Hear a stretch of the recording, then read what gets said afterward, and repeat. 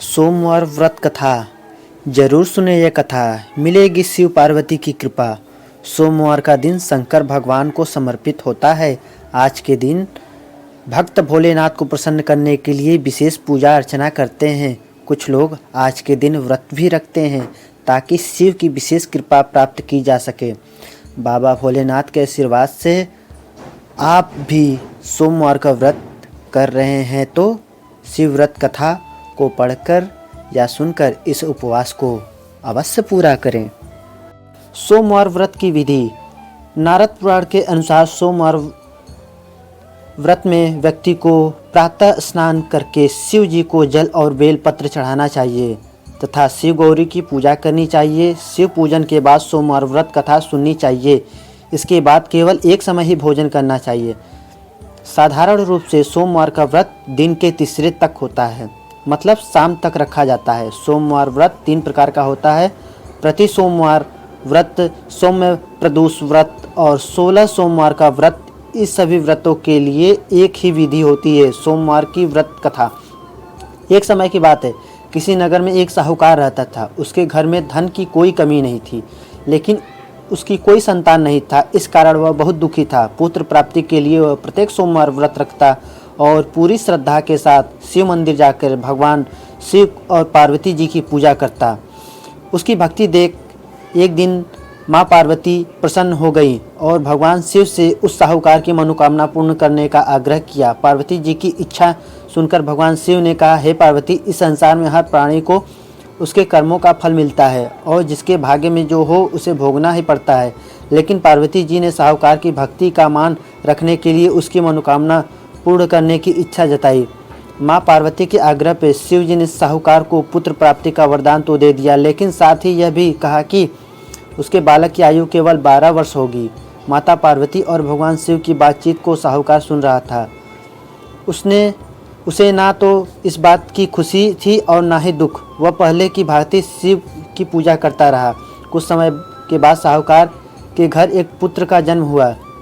जब वो बालक 11 वर्ष का हुआ तो उसे पढ़ने के लिए काशी भेज दिया गया। साहूकार ने पुत्र के मामा को बुलाकर उसे बहुत सारा धन दिया और कहा कि तुम इस बालक को काशी विद्या प्राप्ति के लिए ले जाओ और मार्ग में यज्ञ कराना। जहाँ भी यज्ञ कराओ वहाँ ब्राह्मण को भोजन कराते और दक्षिणा देते हुए जाना।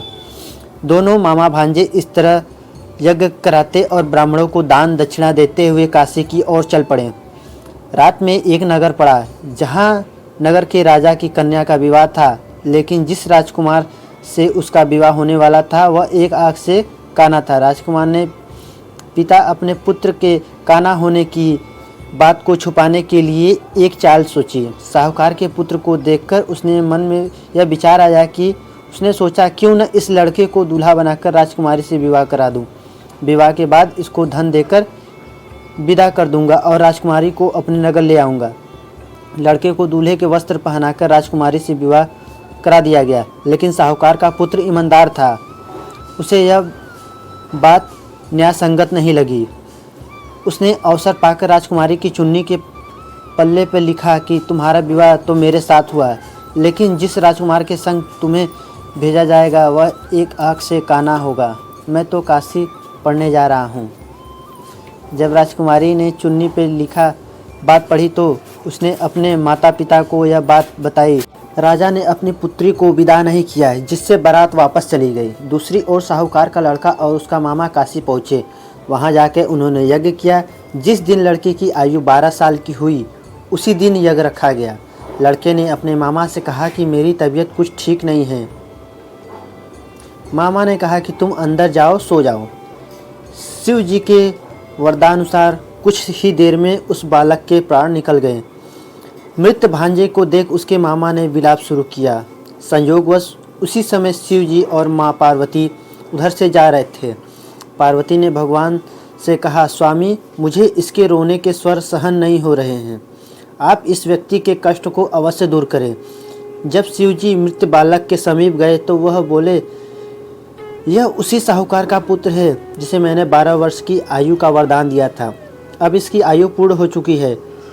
लेकिन मात्र भाव से विभोर माता पार्वती ने कहा कि हे महादेव, आप इस बालक को और आयु देने की कृपा करें, अन्यथा इसके वियोग में इसके माता पिता भी तड़प तड़प के मर जाएंगे।